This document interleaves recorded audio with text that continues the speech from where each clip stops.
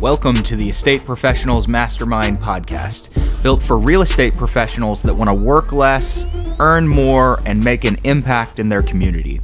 For information on how you can become part of the estate professionals community, visit probatemastery.com. Welcome everybody, Estate Professionals Mastermind, and this is our weekly coaching call. If you guys happen to ever miss it, jump over to the Probate Mastery YouTube channel or the Estate Professionals Mastermind podcast on whatever podcast you listen to, a platform you listen to while you're driving. It's good to see. Looks like a bunch of people that I don't know, and of course some of you that I see every week. There's Bill Gross's what should be smiling face. Smile for us, Bill. All right, there we go. All right. How's everybody doing? Just in case you guys do not know, this is kind of the call where you guys get to ask probate questions, deal questions. You can bring up deals that you're working on, leads you're working on, conversations that you've had, business strategy, just a bunch of different things. Lou is helping run the ship, so he's going to be monitoring questions that are chatted in. But I'd like to hear from you guys. So if you have questions and you want to vocalize those and kind of talk through a process or anything, raise your hand. That's what we're here for, to talk to you. David Cordero, how are things in Hawaii going? You got any business this week? David was up there. He disappeared. There he is. Okay. So let me kind of get the ball rolling here with you guys. I was kind of breaking apart business plans over the last couple of days and just evaluating all the different ways that were available to run this niche in your business. Kind of curious to hear from some of you that maybe make probate kind of your exclusive thing versus just one of the spokes in the wheel. For most people that are coming into real estate business, I usually encourage you guys to make probate a spoke in the wheel until you get the business going to the point that you want it. So what does that look like? Probably a little different for everyone, but for me, I probably wouldn't make probate the main thing until I was at least 5-6 probate deals each month, right?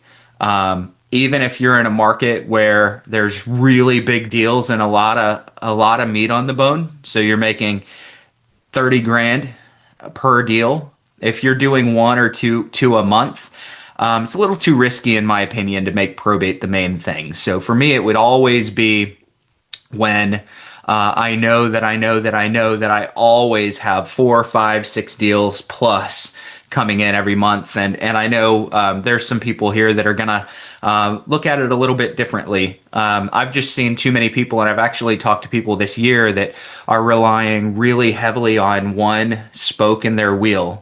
Most of the time it's sphere of influence. So for those of you that might be a seasoned real estate agent or a real estate broker in here, you've probably seen this where you rely on one single source of business to provide all your deals, and then it dries up one year. And it could just be because the market slows down. It could just be weird timing.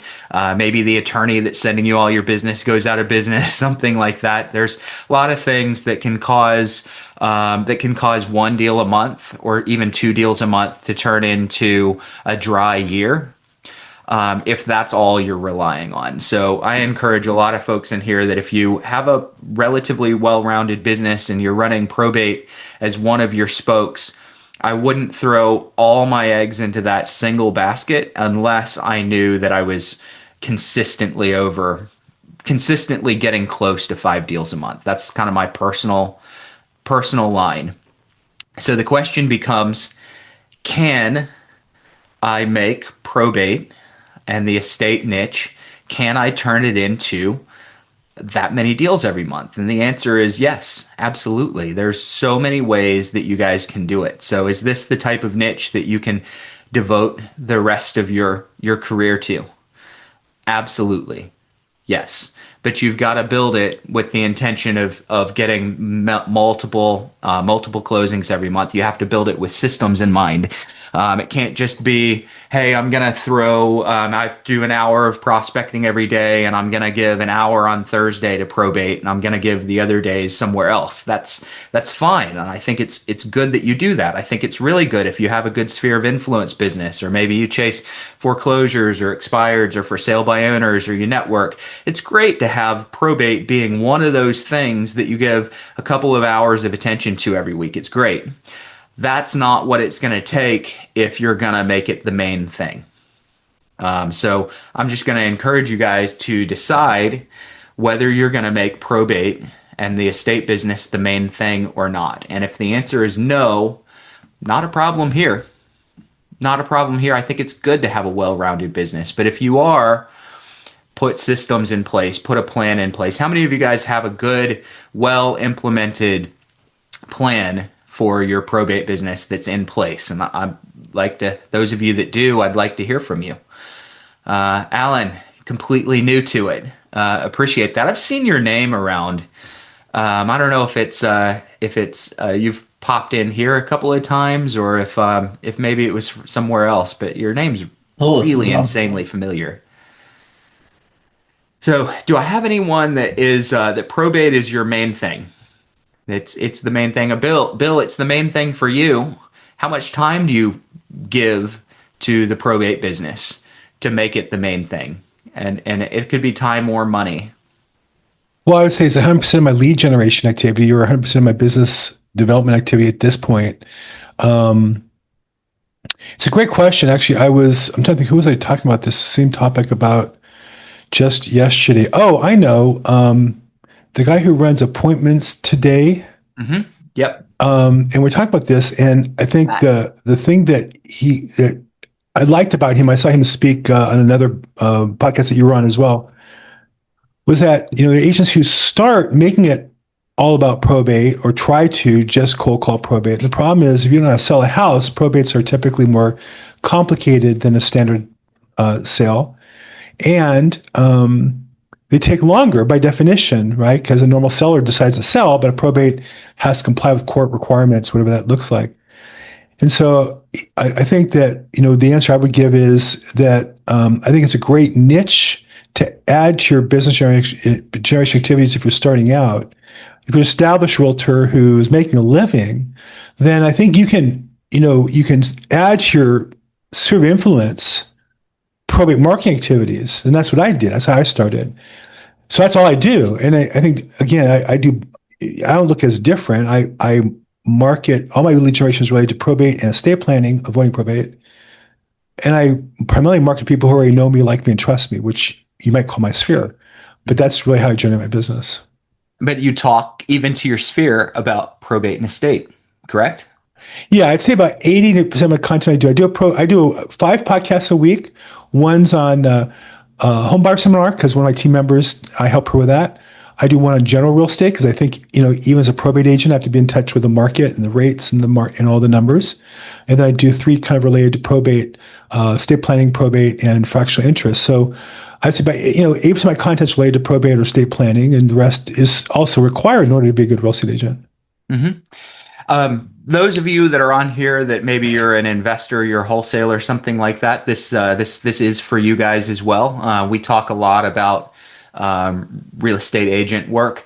I'm going to take a small little detour and let you know that if you are an investor, maybe you're a wholesaler, maybe you're a flipper, maybe you do some kind of creative financing, something like that, but your primary thing is an investor. We do believe on this show that it's a good idea that you have a real estate license. We think it's a good idea. In some states, it's becoming mandatory. So in some states, it's actually mandatory that if you're going to be specifically a wholesaler, you have to have a real estate license. I don't think that you guys, if you flip houses, I don't think that that it's a must legally for most of you. But I will say it's a good idea. When we are interacting with families that have inherited a house, and it's very much market dependent, but if you're interacting with a family that's inherited a house, they don't all want to let a house go for a great deal. They don't want to. And it's really a good idea, and I believe it's the ethical thing to do, to be able to show them options. They're inheriting a five, six, $700,000 house. In some cases, more. In some cases, a little less. But they're inheriting a house like that. And for us to just walk in there and go, hey, you know what? I'm going to save you some commissions. You're not going to have to pay any fees. I'll pay those. So that's why you want to go with me. But I'm going to give you 300 on a $500,000 house. That for some families is very, very important to them. They don't mind losing money for convenience. They don't mind it. But to walk in and pretend like this is the only thing and you'd be stupid to not list a house, in my opinion, is unethical. So I think that we need to give options. Now, if you are a licensed realtor, you basically have to give options. If you're not a realtor, you don't have to, but I think it's the right thing to do is to give options. So when I go in and meet with a family for the first time as a real estate broker, I will make them a cash offer. Okay. And I want you guys to know that I am not above making $100,000, $200,000 on an investment deal. Okay. If that's the thing that fits the family's needs the best. But I'm not going to presume to walk in and say, you guys need to take my low price. I'm also not going to presume to walk in and say, you guys are stupid if you sell me the property. I'm not going to do that. I'm going to legitimately walk in and show them the options that they have when it comes to disposing of the house. And options could be keeping the property and renting it. And I'm educating them, and then it becomes their choice. And this you can do really well for yourself and for your business when you offer 2 or 3 different choices to a family. And you're going to have so many folks that go, look, I don't care about netting the most money on this. I want the convenience. And as a wholesaler, as a house flipper, as someone that does creative finance, you're going to have tons of opportunity. I think it's a good thing to be able to make the offer of multiple options. And if you're here and you're going, hey, I don't have a license and I'm not sure about getting one, find a partner that you can co-work the deals with that will take the listings when someone needs to maximize the profit out of their deal. I think it's a good idea to, if you're an investor, to either have a license or have someone that you're working with that can list with you. So when we kind of talk, and that's my soapbox, all because when we talk about as an agent, you want to work your sphere of influence, you want to work this lead source, that lead source, you want to add probate into the mix. And we talk about as an agent, that's because I am an agent first and an investor second, and I find really good deals to buy. Bill is an agent first. And Bill, if you ran into a great deal to buy, you'd probably either buy it or you'd loop in one of your investors. There are plenty of deals. It's just a good idea to be able to offer as many options to the house or their situation in general as you possibly can. That's what we teach, is how to be a solution. I'll give you an example of a deal that I am in the middle of right now. This one's turning out to be not so fun, but I'm right in the middle of a real estate listing right now that we're trying to get on the market. This guy was so overwhelmed. He has a house in a very desirable place. He'd been getting cash offers from people. Realtors had been approaching him. And instead of approaching him and saying, I want to buy your house, or approaching him and going, hey, your mom died, let me list the house and make a commission, which is what he was hearing from everybody else, I said, I understand the probate and the estate administration process. You've got a house full of stuff that's unsecured. Guess what I'm going to do? I'm going to change the locks for you. Guess what I'm going to do? I'm going to bring an estate sale company in to tell us what we can liquidate all this stuff, antiques, that you don't know what to do with. I'll handle that process for you. I will handle cleaning out anything that's not there. Look at all these leaves in the front yard. Why don't I bring somebody over to rake them up? If it gets cold, I'll handle winterizing the property for you. And we'll sell the house. We'll get the house on the market. But it's all these different things. Another big one is he hired an attorney. Every time he calls the secretary to ask a question, it's $125 a pop. not $125 a call, but it's 125 an hour, billed at what, a sixth of an hour or something like that. So every single call cost him 20, 30 bucks if it's a short call. If it's a long call or it's a call that requires the attorney, it's even more. He's been calling that attorney for everything, things that I know the answer to just off the top of my head. So he has begun calling me for some of those simple things and going, hey, should I call the attorney and spend the $100 for the phone call? Or can you give me my answer? 9 times out of 10, I can give him his answer. So I've saved him so much money there. So the idea with this whole business is that you become a solution provider for people during a very stressful time in their life.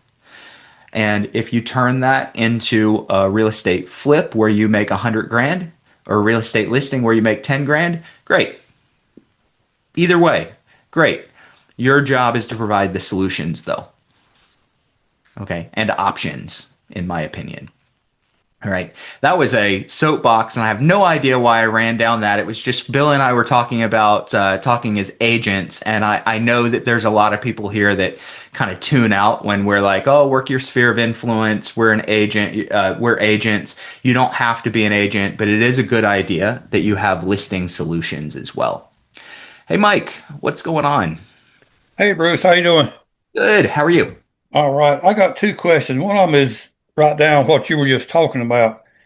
How do I, as a non-licensed person, how do I monetize a, let's say if I go into a probate home and they want to sell with a realtor, how do I get paid?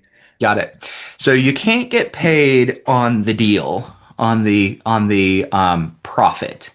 So you need a license if you're going to make any kind of referral fee on a deal that you hand off. There are ways where maybe you could monetize leads. So what you might do is go in and somebody says, you know what, I think it's better for me to list the house. You could sell an appointment or a lead as long as it's not tied to a successful closing where you're taking a fee based on the closing. So me, for example, and I hate to use this example because we live close to each other, so this is going to sound self-serving, but this would be appropriate. I would pay for an appointment.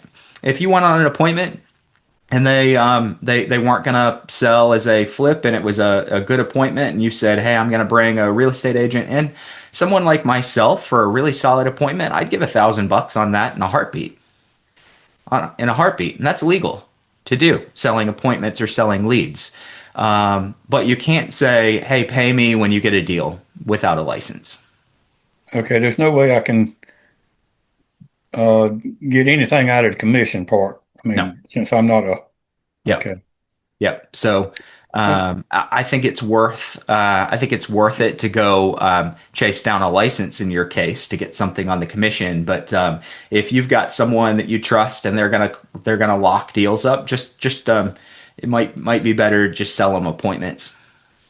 Okay. One other question. I was in a little talking with a lady this past week, and she's the only child, and she inherited a property, and she hmm wants to sell. Does the property in North Carolina have to go through the probate process, real estate? Um, Not normally. Okay, and this is North Carolina, guys. So a lot of states have a function or a mechanism for being able to carve the real estate out of probate. North Carolina's process is rather easy if there's a will. If there's a will. If there's not a will, it becomes a little bit more complicated. All right. But if there's a will, and unless there's a lot of debt, you can pretty much take that house right out of the probate process, title it to the heir, and then they could sell it without waiting on anything in probate. But that's something an attorney would have to be involved anyway in. Yeah, yeah, they wouldn't have to, but it would be a good idea. A lot of people without an attorney mess it up and end up with a house stuck in probate for a long time. Right. So Okay. I would get an attorney. There is an attorney in Raleigh that does it pretty quickly and easily, without roping someone into big fees. You know, she'll consult for 2 hours and then say do X, Y, and Z, and your client can go do it without having to like hire that attorney to do the process for big money. Okay, you got that text that I texted you about that North Carolina law actually not being set in stone yet. Yep. Yeah. Yep. So any of you guys from North Carolina, you need to call your senators and congressmen and put in your feelings about H 797. It's for those that don't know, North Carolina, we normally have two or three people on here that are probably in North Carolina. In North Carolina, they just the House passed a bill. It hasn't gone through Senate that basically says that if you don't have a real estate license, you can't. It's trying to head off wholesalers. Let's say that. And if you are a wholesaler on here, I want you guys to know what you do is generally fine. I don't have a problem with it. We help wholesalers all the time. I will tell you that wholesalers are in a lot of areas getting a bad rap because there's a lot of people abusing and taking advantage of families. A lot of wholesalers are taking advantage of families, and there are people that are doing it very unethically, and they're kind of putting a stain on the whole process in general. So all that to say, sometimes when even I criticize wholesalers, it's just because it's like 80% of the people that are doing it are predatory. North Carolina is recognizing that, and as the Congress has passed a bill that isn't in law yet, that essentially blocks wholesalers from doing anything without a real estate license. And that part of it I kind of understand, but unfortunately it's wrapped up a lot of people like Mike, who's not wholesaling, he's an investor, and made it the way the law is written where he can't even, as a house flipper, he couldn't even call and ask someone if they want to sell a house without being in violation of the law as a flipper. So I doubt it's going to pass the way that it really is, the way that it's really written, fortunately. But this is coming in a lot of states because the wholesale industry and some of the gurus out there that are teaching people how to wholesale are teaching some kind of unethical things. And the predatory nature of some of the folks that are doing this are really hurting families badly, and states are starting to fight back and combat it. And I'll be one of the first to say that some of the laws that I've seen, some of the bills I've seen drafted, have probably been influenced pretty heavily by the Association of Realtors, who have a stake in the game to try to shut everybody else out. But it is coming, so you just need to be aware of how these things impact your livelihood if you're primarily wholesaling. Bruce, how far away from Raleigh, if I found a lead, because we're marketing towards basically from Wilson County towards the coast. Yep. Do you go down in like Carteret County? I have someone at the coast, and then I work from Wilson into Raleigh. So if it was coast, I'd have people that would cover you. I've got a partner that's at the coast, and I have a partner in Goldsboro. So we kind of cover the stretch. Okay. Yeah. All right. Thanks. Good. Absolutely. What other questions do you guys have? Other questions? How many of you are trying to make probate your main thing versus one of your things? And that's kind of back full circle to where we started. The main thing versus one of your things. Are there people here that are like, hey, I have a plan to make it the main thing? All right. Got a couple of hands. So financial professional, was that you saying I want to make it the main thing, or you have a question? Sorry, I didn't realize that's how my thing is titled. I'm Garlinda. I apologize. Garlinda. I'm actually in your program now. I just started about 2 weeks ago. I'm a licensed realtor here in Fayetteville, North Carolina. Oh, wonderful. Phenomenal. Okay, so Mike, if you need someone in Fayetteville. Garlinda, nice to meet you. Are you trying to make probate the main thing? I am. My brother passed away about 2 years ago. And up until that point, I told everybody probate was the devil. And then after I got through the grief stages, I've had so many real estate clients that needed help with probate that now I can't even imagine not doing it. So when I chat GPT looking for a probate course, yours popped up and here we are. So I love it and I'm excited about it. And yes, it's going to be my main thing. Good, good. It's one of those things. Listen, a lot of people, and it sounds like you've gotten over this. This is for everybody else. There's a lot of people that look at probate or an estate niche as the devil. It can be abused. You can be predatory in this, just like a nursing home director can, not nursing home, but funeral home director can be predatory. A personal injury law attorney can be predatory. A doctor can be predatory. We can be predatory. We should not be predatory. If you come to this business with the idea that you're going to serve folks that are going through a very difficult time, and yes, you are going to make a good income if you do it right. Yes, you are going to make a great income if you do it right. But if you show up with the attitude of serving someone that needs you, you're going to have a rewarding business with lots and lots and lots of happy families and happy clients. This gentleman that I'm in the middle of the deal with now, he had a long conversation with me when we were signing the paperwork, and he said, Bruce, I don't think you understand how valuable this is. Now, I know how valuable it is, but he said, I don't think you understand how valuable this is. He said, I was literally lost and calling my attorney for everything. And half of the time I was calling the attorney and they were saying, oh, we don't do that. But yet they would charge me to say, oh, we don't do that. Why? Because I called them. And he said, I was completely lost and overwhelmed. And he goes, it might be the easiest thing in the world for you to order a dumpster to be dropped off in front of my house. That might take you 10 minutes. But for me, it's worth thousands of dollars because I didn't know how to do it. Okay. There's so many people that are like that for us, it might be something that we do every day, but for them, it's a complete lifesaver. Hey guys, I'm butting in here with a quick ask. If you're getting value out of this coaching today, I want to invite you to check out my Probate Mastery trainings over at www.probatemastery.com. Probate Mastery is for you if you're an agent or an investor that wants to work with motivated sellers that have inherited real estate that they don't need and in many cases can't afford. These sellers are more appreciative, willing to trust your expertise, and less likely to nickel and dime you over commission or price. Why is that? They're often in the middle of a complex probate or an estate administration process, and this means that real estate is very often a burden on them, and they simply need the help.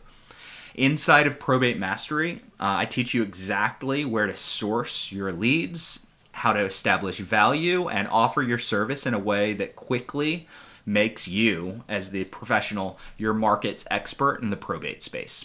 If you want to know a little bit more, go over to www.probatemastery.com. Hope to see you guys inside of the community. Thanks. Garlinda, go ahead. So let me clarify. I wasn't saying probate. Let me take it back. The probate itself wasn't the issue. It's a hard process to grieve and to be an administrator. So that's the part that made it hard. And that's why I was like, oh, I'll never do this for anybody. But now I can't imagine. Now I feel sorry for people that go through it that don't have a Bruce or don't have a Garlinda or don't have somebody that understands, because we do help. And so I just wanted to clarify that the niche itself is amazing. It was the process. It can be that way. How many of you, who else here kind of feels like, oh my gosh, I wouldn't have the first idea of how to help someone through probate? No, I know a lot of people here probably do know you've done this, but we get that all the time with agents that are like, it's got to be incredibly complicated. And I want you guys to know that as an agent, if I'm handling or helping manage a probate process for a family, I'm not going to slip in and just charge my normal listing rate. on that process. I am going to generally monetize my assistance through the real estate, but I'm going to charge for selling the real estate, and I'm also going to be charging for managing the estate process for them. So it's a great way to up your commission fees as well if you're looking at the financial side of the business. Okay. What do Who you else do we charge for have? those types of fees, Bruce? Say again, So Darren. like the estate fees that you might add on, what kind of, is that 1,500? Is that 3,500? Is that based on the service that you provide, the fees? For me, it's going to be based on the service that I provide. Let me grab a booklet here. All right. So this is old, and if you guys want to see the new one, you got to join coaching. Sorry, forgive me.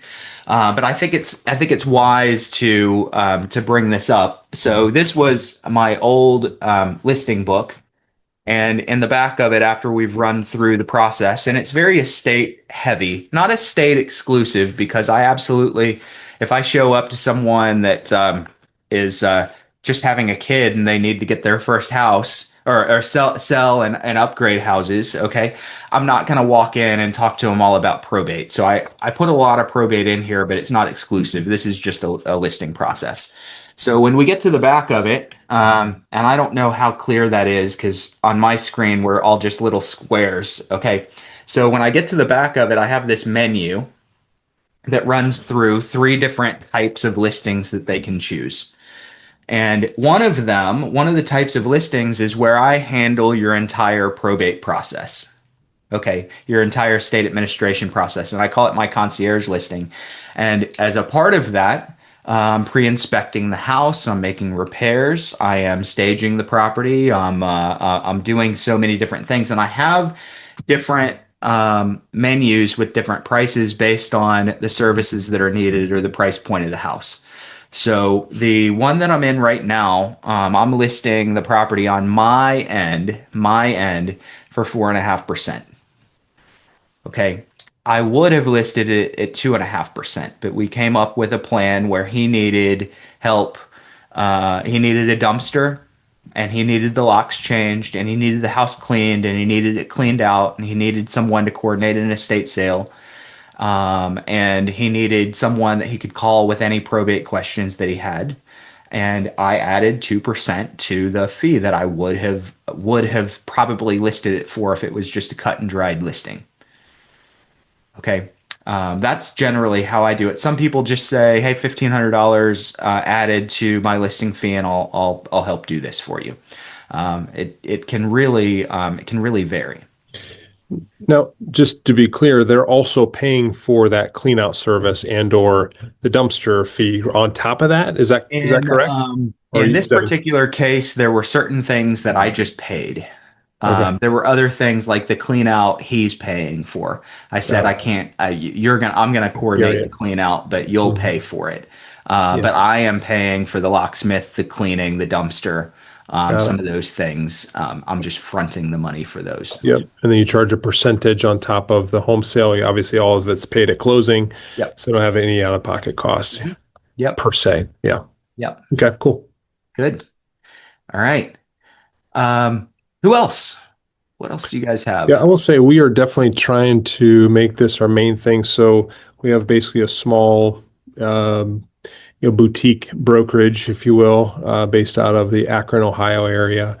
And there's already folks doing the retail side of the business. And this is going to be supplemental, but the main focus is to generate as many leads as we can to dump over to the production side of the business. Mm-hmm. So right now we are doing mostly like the influential marketing, like a baby Bill Gross kind of approach to probate. So, with podcasts, guests, attorney relationships, like that piece, we haven't got into the contacting the actual families yet. However, we've gotten a few leads through just people knowing what we do at this point. So fingers crossed. Right now it's not like producing these 10, 20 leads kind of thing a month, right? Like all of us want. But we do realize that this takes time, it takes work, and with some consistency and wisdom and God's blessing, we'll be all right in the end. So we'll see. Yeah, being consistent is the main thing, or paying someone to be consistent for you Yeah. would be the alternative. So those of you that are kind of jumping in here and you're new, um, uh, you have to decide who is going to be consistent. Is it going to be you? Or is it going to be someone that you pay to be consistent for you? That's the decision. So, Bill, extremely consistent with talking to attorneys and doing his podcast and interviews, and it pays dividends in the form of the business that flows to Bill. Other people are extremely consistent jumping on the phone, sending mailers out, extremely consistent networking with attorneys. David Pinnell is really consistent at mail and networking with attorneys. Okay. Those that know Courtney Rollins, extremely consistent on the phone personally. Other people are, the only thing that they're consistent at is being inconsistent. And if you are consistent at being inconsistent, you better have deep pockets because you need to pay someone to be consistent for you. I pay a team to be consistent for me. Okay. I pay a team to gather the lead, to scrub the leads and build my call lists. I pay callers to call the leads. I pay a mail house to do cold mail if I can't reach someone on the phone the first month. I pay another mail house to send my marketing packages out after I've created a lead. And then I pay people like Lou or Latanya or Matthew, agents, to actually call and have follow-up conversations. So I pay so that I don't have to be consistent with those things. That frees me up to go meet attorneys. Truthfully, it frees me up to do these coaching calls, but it should free me up to go do attorneys. Maybe I need to pay someone to do all the coaching calls so that then I can go meet more attorneys is what it needs to be. But the bottom line is, you're either going to spend some time being consistent personally on things, or someone is going to need to do that for you. Someone has to be consistent. And that's the decision that everyone needs to make if they're going to make probate a real thing, a real piece of their business, is who is going to be consistent at however you're running it. And that could be the marketing and the podcast and the YouTube videos. That's one way to do it. The other way is to cold call. The other way is to cold mail. The other way is to get out and rub elbows with attorneys at every possible event that you can. And then there's combinations of all those ways. You could literally build a business about 100 different ways around the probate niche. Right. Anybody have anything to add? You guys are going to make me just pick another topic to ramble on, I think. All right. So let's talk for a minute about how we actually provide options to families. All right. So I'm having a conversation with someone that's in the middle of probate, and I find out that they have the possibility of selling real estate. How am I going to do that? And let's assume for a minute, let's just kind of make some assumptions. Let's assume that I've reached out to them. They didn't call me. They weren't referred to me, that they really didn't know me very well before our first conversation. And that's the truth is that's where huge chunks of our business comes from, is they didn't know us before someone on our team called. Okay. So we're having a conversation, and they indicate that there are assets involved in the estate. So that's normally where we take the conversation.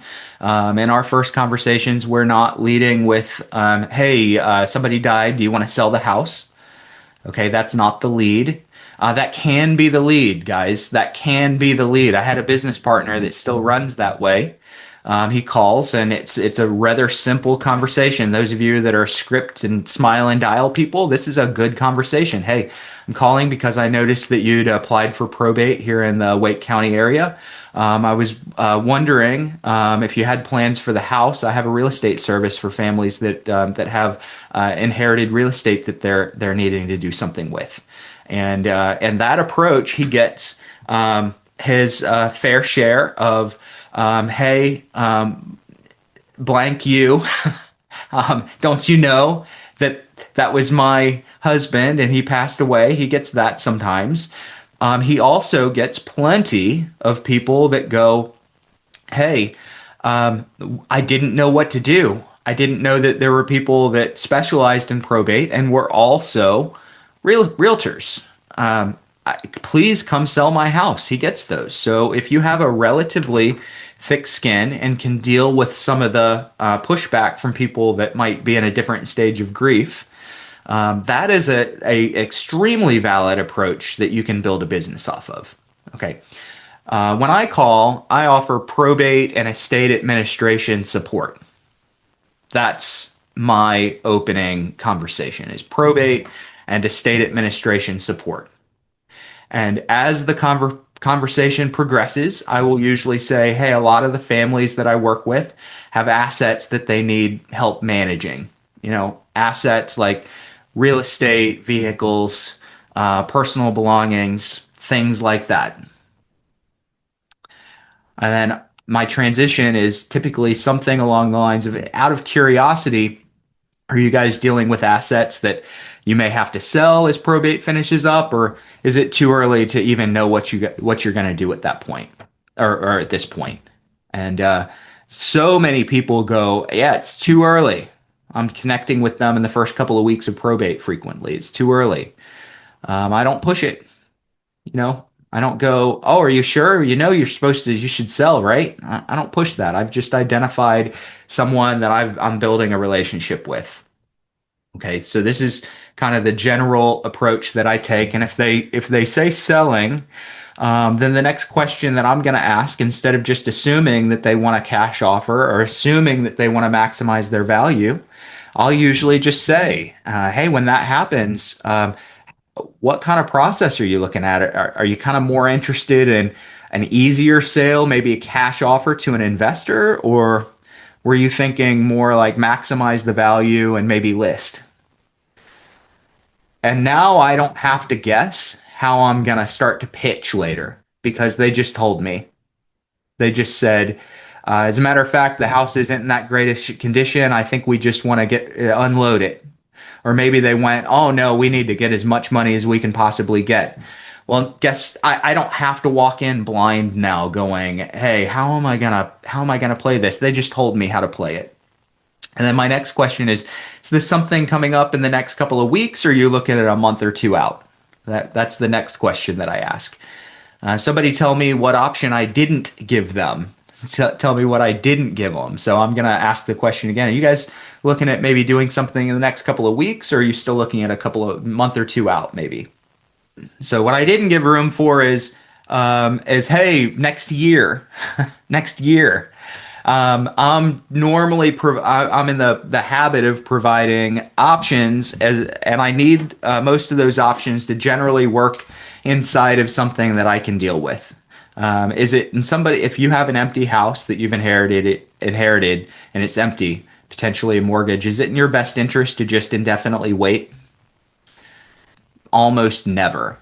Almost never. So if they are selling a house, then why would I say, are you guys selling soon, or are you going to wait till probate's over? Why would I do that? That's empowering them to do what's not in their interest. In most cases, there's some times when it is in their interest to wait, but for the most part, if they're going to sell, they should not wait until probate finishes. That might be 12, 18 months down the road in some cases. So I'm just sort of giving people options, and I'm letting them take one of the paths that I've laid out. And you guys have no idea how many times people say, yeah, we're a month or two out. Why do they say that? Because that was one of the options. You still have maybe 2 months out. And they go, yeah, 2 months out. And I call in a month and I go, hey, last time we talked, you all mentioned that the house might be 2 months out. I just wanted to see if that was still the plan or if things have changed. And very frequently, they are still stuck in their loop of procrastination, and they'll say, we're not ready to decide. And I might go, oh, so you probably need another month or two before you really have a plan. And they say, that's right. Okay. Now, if I'm a really good salesperson, I will probably talk my way into meeting them. But let's pretend I'm a terrible salesperson. And I say, okay, I'll talk to you later. And I call in another month and I go, hey, last time we talked, you said it would be a month or two before you decided on the on a path or plan for real estate. Is that still the plan, or if things changed? And they go, things have changed. We haven't even thought about it. And I go, oh, you're probably still a month or two out, right? Right. And all I'm doing is I'm keeping myself at least a month, no more than a month from my next conversation. And my next conversation, the excuse is always, you told me this. Is that still the plan? Or have things changed? And when they've procrastinated, I have the ability to say, oh, I imagine you're still a month or two away from that conversation, aren't you? Which is giving me a call in another month, an excuse for a call in another month. Now, this is all assuming that you're terrible salespeople and you can't have a conversation with anyone and you can't get yourself into an appointment. You should be able to get yourself into an appointment if someone is even thinking about making a decision on the real estate. But this is how I do it. Before we even get to timing, I'd like to try to get them to show their hand a little bit and tell me if they're thinking about getting some kind of quick cash offer, selling the house as is, or if they're thinking about maximizing value. I want them to pick that path first so that I'm not having to guess how I'm going to present to them later. So I had a quick question, but I knew I might be on the road where I didn't have great reception. Can you hear me well? I can hear you. So when going through the process of setting up the systems, what would you say is the investment to get started, like with the mail pieces and putting the print marketing together to tie everything into probate? Because like you, I have a brochure that's centered around real estate and the random things that we can do. But what is like the initial startup investment for marketing? Yeah.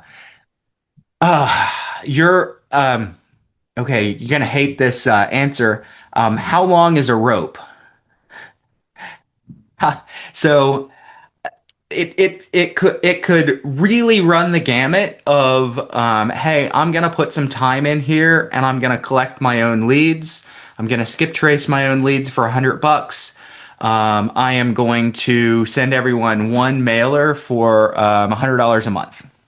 Okay, so you could be in for $200 a month. And you are going to spend time to create relationships. It could be somewhere in the middle. I will tell you, I spend $32 for every lead. Okay, I do it the lazy way. And the lazy way is I only get involved when I have someone that says, I'm going to sell a house. Everybody else on my team is handling every step of it up to that point, and it cost me $32 for every cold lead I have. So take a market like Fayetteville. You get 90-ish probate filings a month in the Fayetteville market. I may misremember that, but I think it's somewhere around the 90 mark.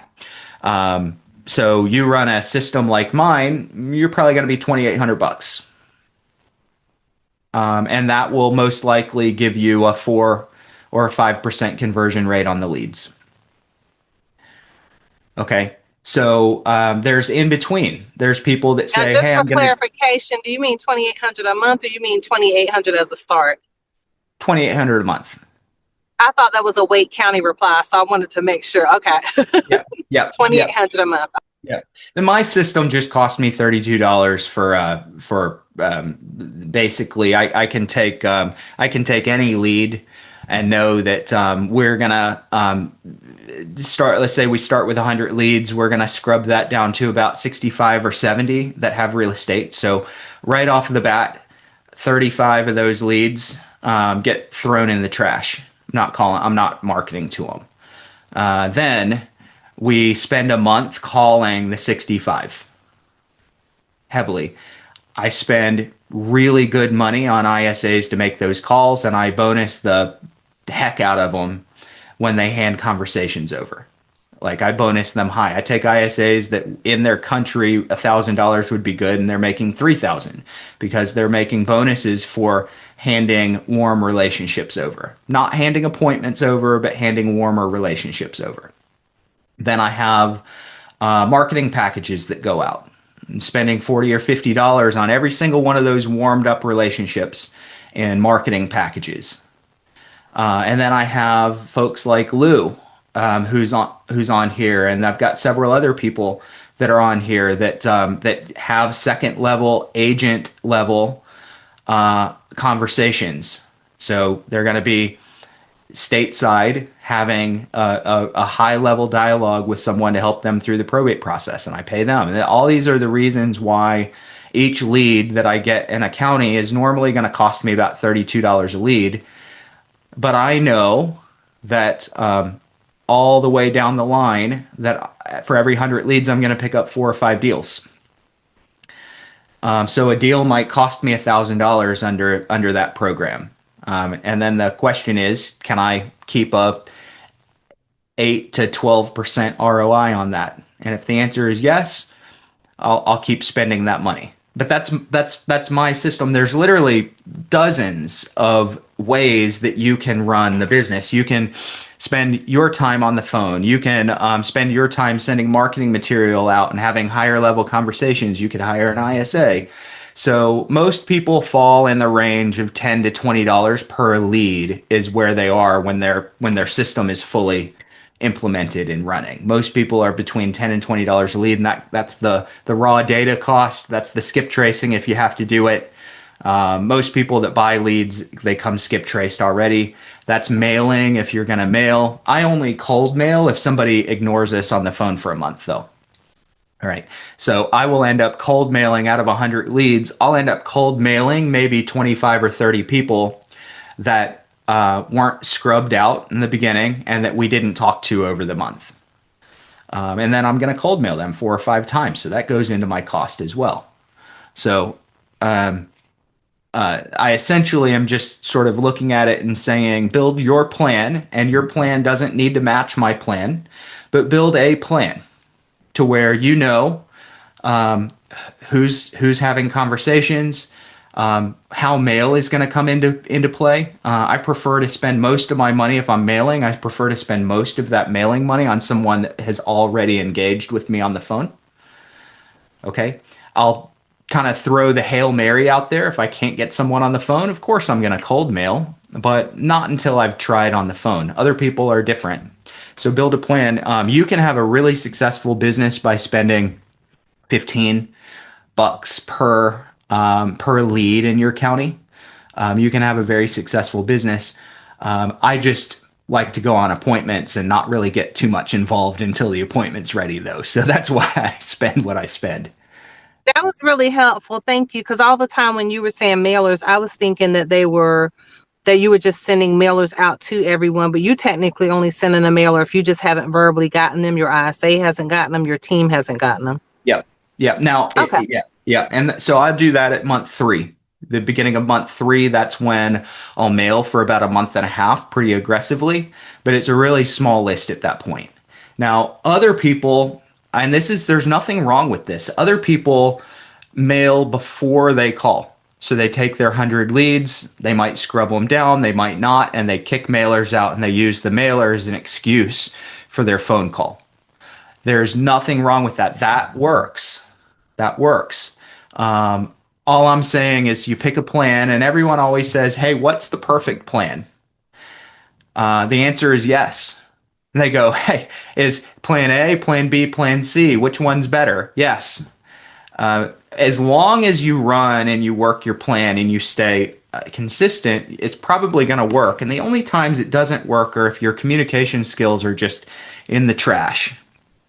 All right. If your communication skills are up, any plan that you run and you're consistent with is going to produce results. And I've had a couple of people that I just couldn't make successful with any plan at all.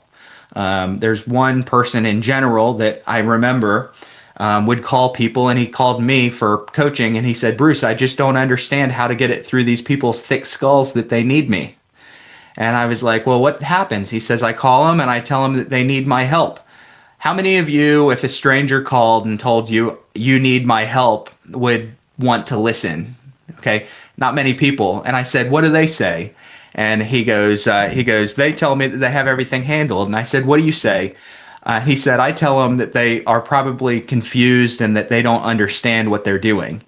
And I said, then what do they do? And he said, for some reason they hang up on me. I don't know what's wrong with them. Okay, so we got to understand human psychology and be able to build some rapport with folks without just being completely dense in our communication. Beyond that, you pick a plan, and guess what? If you made a mistake and you need to adjust it later, adjust. This is my 19th iteration of the way that I'm running my system, and 13 or 14 of the other iterations all worked.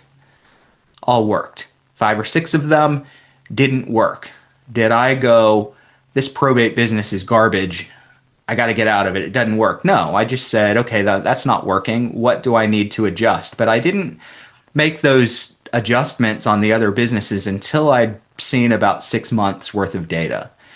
Now, if somebody is kind of cash strapped, you might run a light version of a system to test it out. You might go, hey, I think this is going to be a little bit more attorney relationship driven and maybe personal calling driven if your pocketbook's a little bit light. There's nothing wrong with that. Spend time instead of money. But if you have the money, it's always nice to not have to do a whole lot until the appointment's ready. Right. Nara, how's it going? Hi, Bruce. It's been a while. It has been a while. How are you? Really good. Good to see you.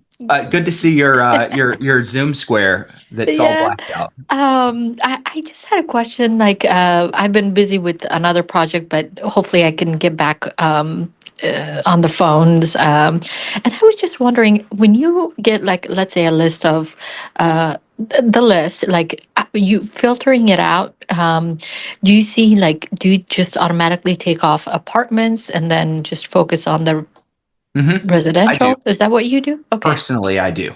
Yep. Oh, okay. I got to be extremely clear, guys. This is one of those things where I just picked a lane. Is it the perfect lane for everybody? No. When you pick a direction, you don't second guess yourself. And for me, I scrub out apartments and I scrub out leads that I can't easily identify that the decedent owned the house that they lived in. And I promise you, I miss deals. I promise I miss deals by doing that. But it's the direction that I chose, and I'm not second guessing it unless my system doesn't work, and then I'll go change. Okay. How do you check if they own the property or not? Do you just check the name and quickly and then? Yep. Okay. I go to, there's a couple of ways to do this. First thing is if you can quickly and easily pull tax records up in your area through the MLS or GIS or whatever you have, throw the address in there and just see who's owner of record on there. That's the fastest and easiest way to do it. So we build a call list every day. So my ISA will go in. Technically I have a VA that does this separately now, but before my ISA would go in and they were building a 20-person call list for the day. And they would take one address at a time, pop it in the tax records, see who owned the house. If it was not the decedent, kick it out. If it was the decedent, they'd put it on the call list for the day. And they would do that until they had a call list of 20 people for that day. And then they'd just start dialing. Oh, thank you. That was very helpful. Sorry. Mm-hmm. So for us, we scrub those out. Are there easier ways to scrub those out? Yeah, you bet. Like you guys could buy leads that come pre-scrubbed. You could add on, depending on where you get your leads from, you could add on a scrubbing service. For us, I find that that just either one by one. Today, I actually pay $200 for PropStream, and I load my entire list into PropStream. on the upgraded plan. And then it within minutes it sends back the list and tells me I take the decedent name out of my list, and within minutes it comes back and tells me who the owner was, and then we just lay the two lists on top of each other and see if the owner and the decedent match. And so it's still a little bit of a manual process, but it works at volume. All right, we are at 3 o'clock. I don't, if there aren't any other questions, I will let you guys go for the day. I would be remiss. I've dropped this a couple of times. Anybody, we do currently have new. We haven't even. I've mentioned it here a couple of times, but I haven't even sent an email out fully announcing it. We have a partnership program, so anybody that wants to look at jumping onto my exact team and my exact system and just having us run it for you, book a discovery call. Lou is going to have to drop it in chat. There's a discovery call if you guys are interested. And what we do is we ask you to cover hard cost, and then we make our profit by taking up a piece of the deal. But we actually literally handle every aspect for you up until the point that the family is ready for that high level conversation. So if anyone likes the idea of running a system exactly the way I do, without any variation, and again, my system isn't the best system, it's just my system. If anyone wants to just piggyback on that, my profit comes from a piece of the not a huge piece, but a piece of each deal that we create for you or with you. And we don't take multiple partners in a market, so there's still dozens of ways for you guys to do it if your market is closed out, and I'm here to teach you how to do it. All right. Appreciate everybody being here. Thank you guys so much. Lou did just put a discovery call. If anyone wants to hear a little bit more about that, link into chat. You can click that link before I close the call out in about 15 seconds. All right. Really good seeing you guys. If anyone needs to go back and watch again, go to YouTube, Probate Mastery. Tess, good to see you. Or if you prefer to listen while you drive, go to your podcast platform and look up Estate Professionals Mastermind. Thanks, guys. Happy Thanksgiving, everybody. Happy Thanksgiving.